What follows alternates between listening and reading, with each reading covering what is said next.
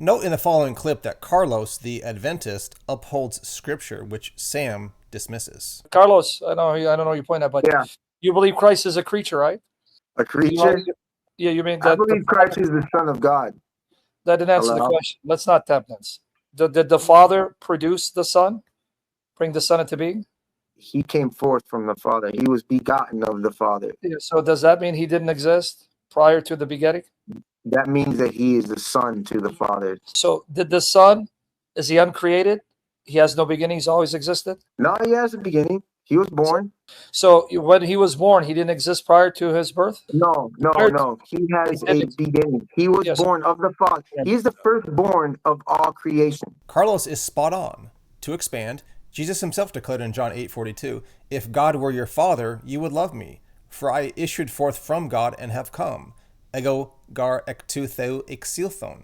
The emphatic pronoun ego, I, denotes personhood, while his statement that he issued forth out of God points to an origin by begetting, just as Isaac came from Abraham's loins.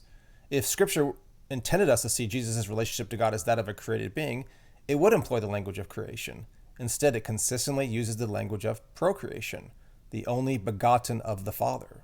Next, Sam tries to offer a Greek grammar lesson but fails to provide the whole picture. This verb, ain, I'll get you the links. What you're going to see. It's the imperfect tense. Let me explain that, what it means.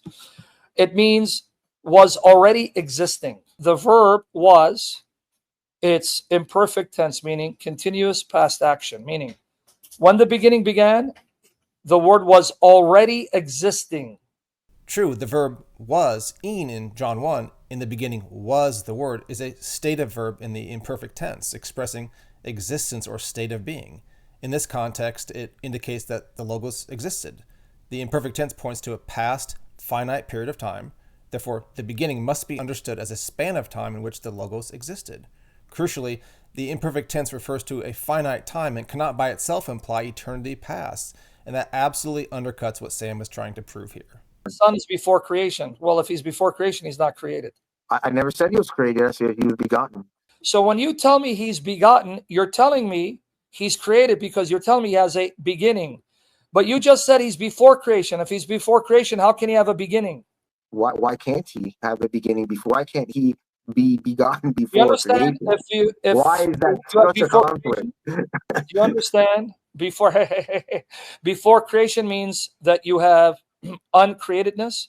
Before creation means nothing created. So how can he have a beginning? When Paul refers to Jesus as the firstborn of all creation, he is saying that he is the first produced, the first to come into existence by an act of the Father's will in relation to all other aspects of creation that have been brought into existence by an act of the Father's will. Of all creation, the very first act of the Father was the begetting of his Son, which is why Paul says he is the firstborn and why he says Jesus is before all things. Jesus is the first of the group of things which have come into existence, and why he says of Jesus, he is the beginning. That implies a temporal origin, a beginning of life, a beginning of existence. It couldn't be clearer. I don't see the conflicting here. I mean, why can't Jesus be born? Then Born after out he's of born, what? Before creation, okay, what would he be born out out of of? the same substance of the Father. Listen to my question. Anything in the Father created?